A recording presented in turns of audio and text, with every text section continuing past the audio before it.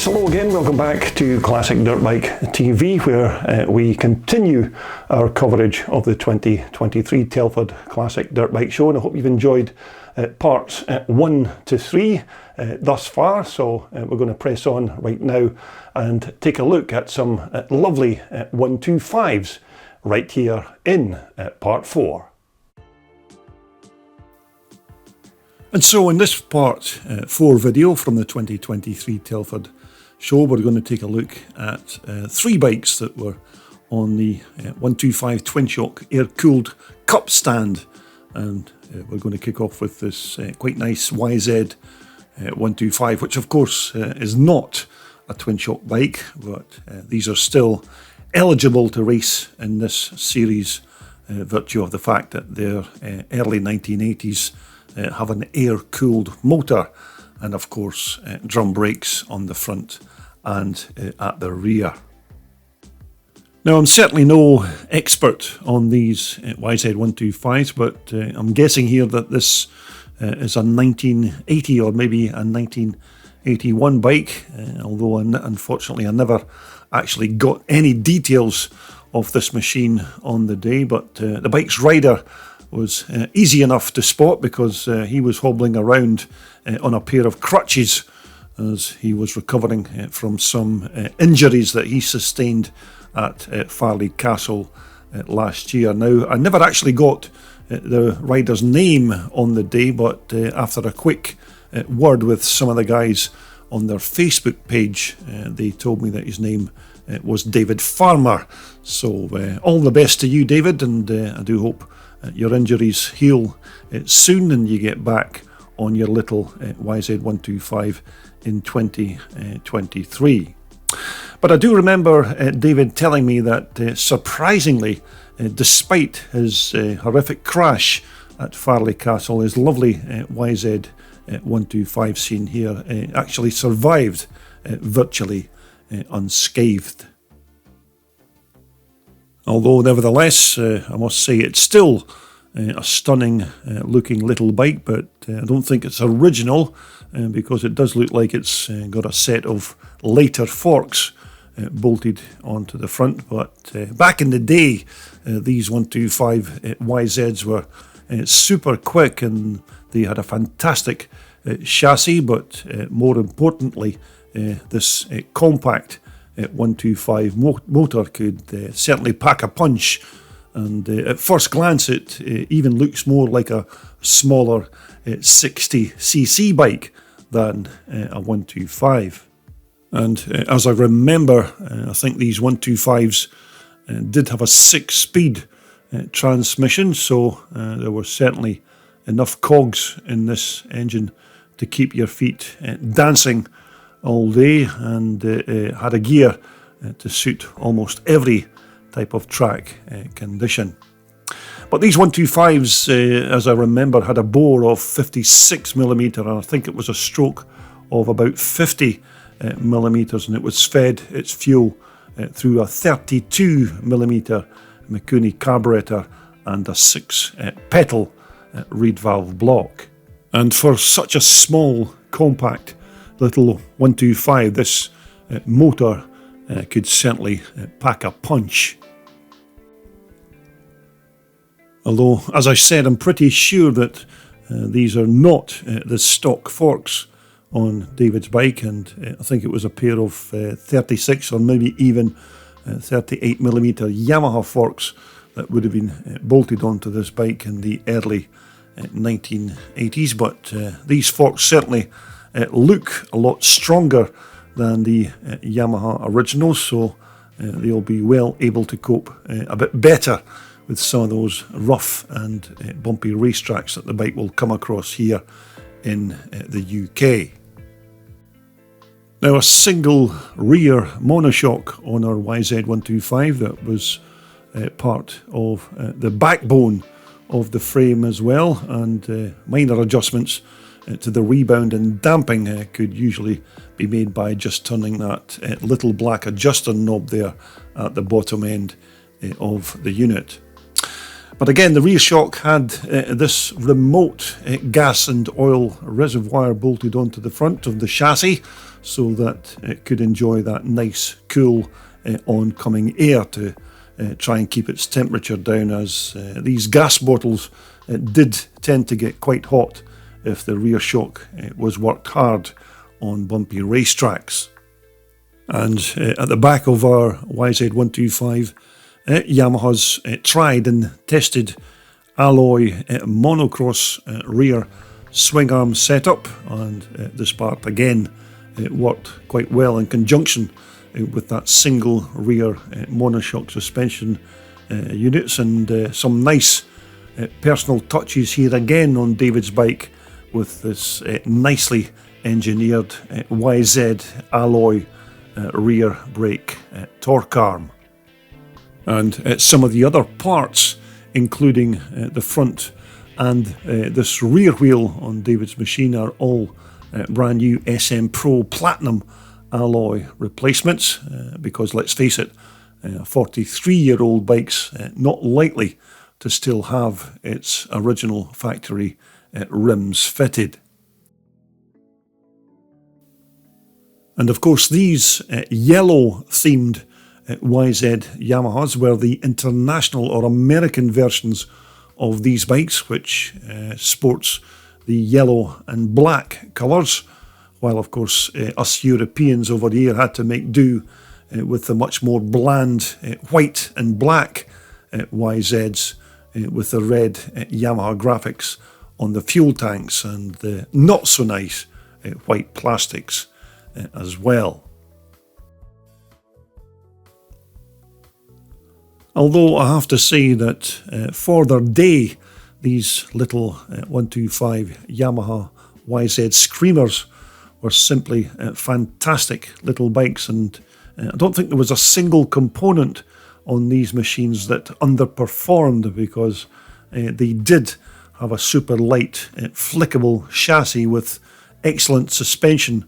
both on the front and here at the rear. But this little compact 125 motor was just a peach of an engine that, despite its relatively small size, it could still pack a punch if you kept it up there on the pipe. But here's a nice picture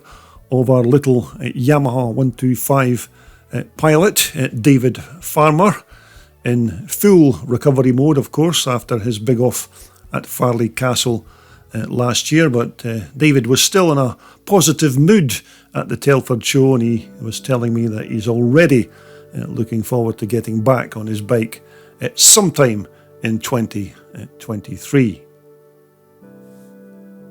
And so next up from the 125 twin shock air-cooled Cup display was Simon Chamberlain's very nice 1979 Kawasaki KX 125. But again, another superbly turned out machine, and a bike that you certainly don't see too often on racetracks these days, which again is surprising, because in 1979 these KXs were certainly among some of the best smaller race bikes in that year. But just like our YZ, these KXs also had a reasonably light steel frame, and in fact I'm sure that the all-up weight of this bike was only around the £190 mark, which wasn't too bulky for a smaller 125.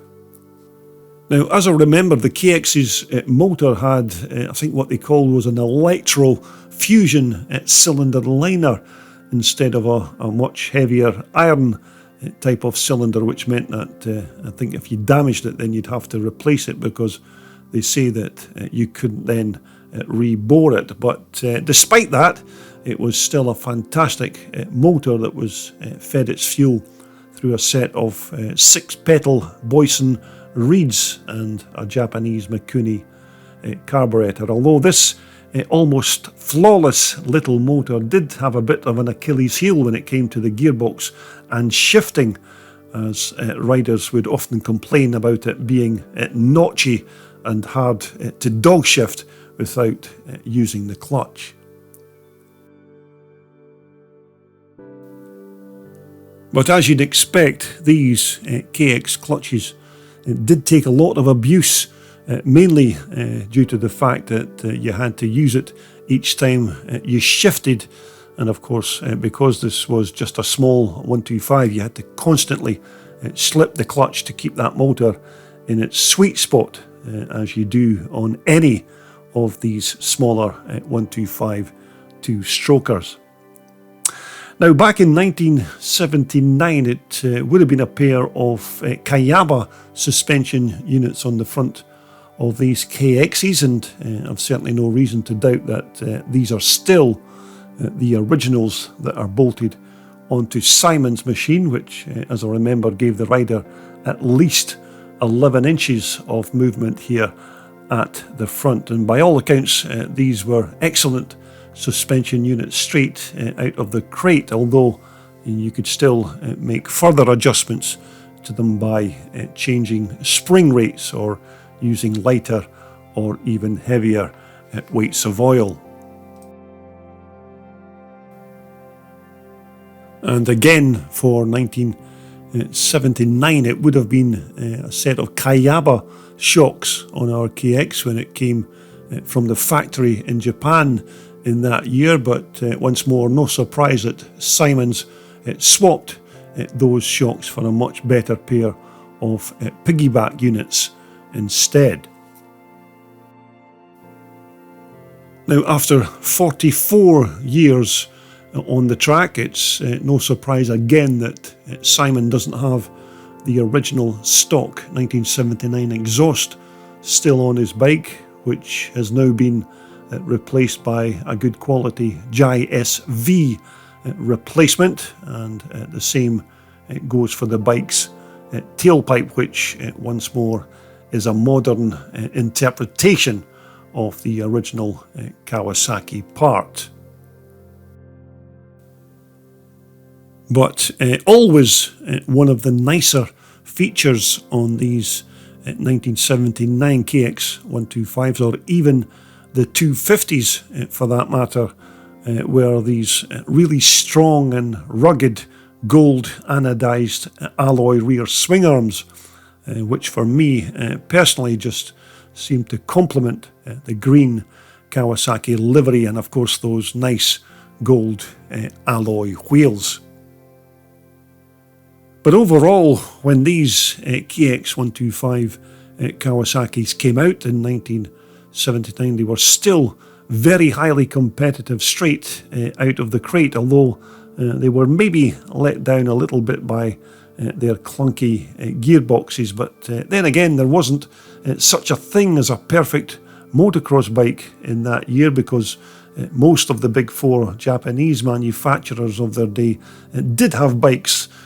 of their own that had little idiosyncrasies that needed sorting out. But nevertheless, this bike here, belonging to Simon Chamberlain, is still a very nice example of one of those iconic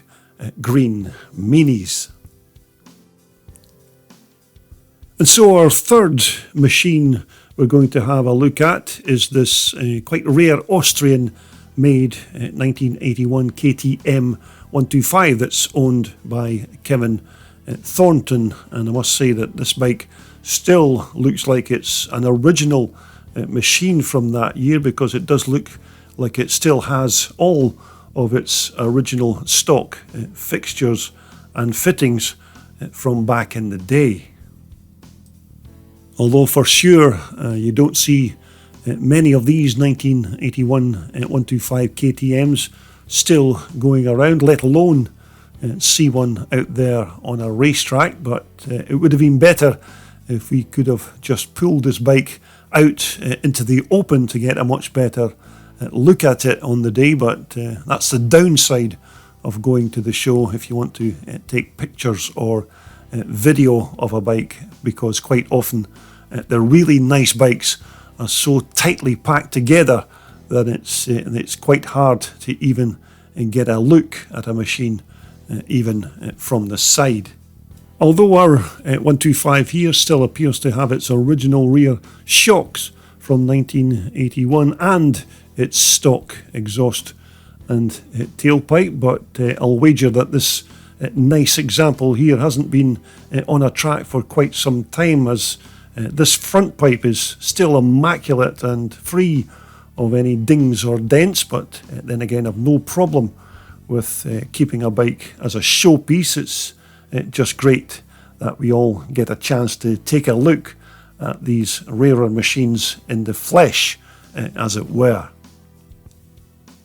And again, as I remember, these 125 KTM motors were once more good little power plants on their day, and obviously this is one of the earlier air-cooled engines, because I'm pretty sure that KTM also made a liquid-cooled version of this engine later in 1981. But as you can see, our 125 motor appears to have a replacement gear shifter there, but I expect getting new old stock original parts for these little Austrian motors now won't be that easy, mainly because of course these were European bikes, and not as many would have been made compared to the much bigger four Japanese manufacturers, who of course by this time were flooding the off-road market with their cheaper and higher volume of machines into the UK and other European countries. But of course this little 125 KTM was the little brother to the other hugely successful KTM that was launched also in 1981, the Mega Twin Shock 495. And on that subject of twin shocks, as I previously mentioned, our 81 still seems to have its stock original rear suspension from the factory, and that nicely crafted alloy rear swing arm there as well. But as you can see, these KTMs were very well engineered, and they were quick on the track as well. But as I said, you'd struggle to see one of these bikes taking part in a classic or twin shock event nowadays, which is probably all down to the availability of spare parts and the limited amount of machines that were originally manufactured. But again, our little KTM 125 did have quite long legs at the front, and these were the factory's own brand of front suspension units, which although were very basic in their construction, they still worked quite well. But KTM, like many of the other off-road European motorcycle manufacturers of their day, were still using these old school front and rear brake drums on their off-road machines. Now again, in this era, the 1980s, plastic fuel tanks were being used in almost all kinds of motocross and enduro bikes in that year, as these were much lighter and cheaper to produce than the steel or alloy tanks that had gone before. But as I mentioned, another nice example of one of these rare 1981 125 KTMs, and maybe this bike's not a fully 100% original machine due to it having maybe one or two pattern parts bolted onto it, but it's still a nice looking version of a one-time iconic 125, and who actually cares if it's not used on a racetrack? These older bikes are just getting harder and harder to find or even see these days, so it's thanks to the likes of the bike's owner Kevin Thornton that we can still get a glance of one of these long lost motorcycle timepieces. So finally, to conclude our look at these 125 bikes from this part 4 episode from the Telford Show. We're going to finish off by showcasing this very nice 1979 Honda CR125. Now obviously this bike has undergone a full restoration and has been immaculately prepared, and it was sitting here actually advertised for sale with a price tag of just 6,000 of our finest British pounds. But once more, I'm not entirely sure who it was that did all of the preparation work on the bike, but you can see that the chassis and all of its other components have certainly been restored to a very high standard. Although I do know that this little Honda 125 motor was stripped and prepped and fully rebuilt by Mark Freudenau at MHF Restorations in Macclesfield in Cheshire. And again, Mark has a very good reputation for this kind of work, and he also provides many other types of motorcycle restoration services. So again, he's another good contact if you're needing any work done on a motorcycle or other individual parts. But you can certainly drop him a line at MHF Restorations, or just try messaging him on Facebook. But again, these 79 125 Elsinore motors were well enough engineered, but unfortunately they were still no match for the RMs, YZs and KX125s of that same year, because as fast as these compact two-strokers were at the bottom end and off the idle, they were just a bit of a pig to get them up to their sweet spot, which was in the mid-range where they did all of their best work. But once it was up there, it certainly had a good spread of usable power. Now at the front of our 79 Honda 125, it was a pair of Showa forks, which for 1979 were okay as long as you were riding on a track that was smoother than a snooker table, and anything remotely rough or bumpy was just a no-go if you were one of those riders who liked to work your 125 to the max. But certainly one of the most bizarre things about these 1979 Honda 125s was that Honda fitted this bike with a 23-inch front wheel and a tyre that they called their claw action tyre, which again was strange because the tyre was made of a rubber compound so hard that there was absolutely no flex in it at all, and you could ride the wheel along a tarmac highway for 10 years and never wear it out. But even more strange was that when Honda first brought this bike out with the 23-inch front wheel, there wasn't a single tyre manufacturer in the world making replacement rubber for this size of wheel, and as you'd expect, riders then just simply removed this wheel and then fitted a stock and much better 21-inch rim that manufacturers offered a multitude of replacement tyres for. Although despite its one or two shortfalls in its Honda history, this example here has still been restored to a very high standard, and I'd expect that if anybody was going to buy this bike, then they more than likely wouldn't race it and just place it in their private collection of rare or exotic 1970s off-roaders. But don't get me wrong here, this would still be a very good usable machine to use as a 125 Classic or Twin Shock Racer, but for me personally, with the amount of work and preparation that's been lavished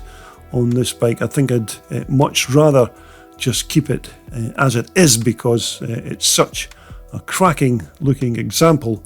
of one of these early Honda Elsinores. But let's face it, how many 1979 Honda CR125s have you seen on the track lately? Not many, I'll wager, and as good looking as these bikes were in 1979, they unfortunately just weren't as competitive as the Japanese 125 competition of its day. But still, a lovely looking bike and another cracker from the 2023 Telford Classic Dirt Bike Show. But coming up next here on CDB TV, we'll take a look at this lovely original 1978 Frigerio Puch 175, and we'll also be checking out this 1977 500 CCM, which is another bike that's part of the Rob Hughes collection. And we'll also be taking a look at these lovely reproduction 350 CCM trials bikes that were built by Joe Maxwell Engineering. And to finish, we'll take a look at this lovely BSA Victor that was built and raced by legendary CCM watch rider Jimmy Aird. But that's all coming up next in part 5.